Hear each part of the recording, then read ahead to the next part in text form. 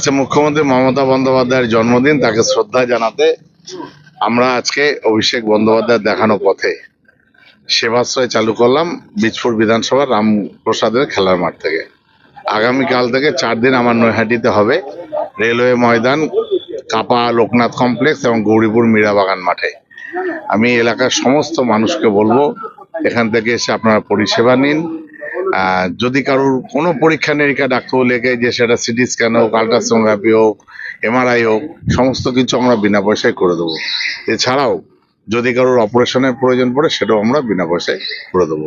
এটা কি মুখ্যমন্ত্রীকে দেওয়া সবথেকে শ্রেষ্ঠ উপহার? বড় কথা যে মানুষের উপকারে লাগে এমন কোনো কাজ যদি বিনা পয়সায় তাদের করে দেওয়া যায়, এর চেয়ে আনন্দের আর কিছু হতে পারে না।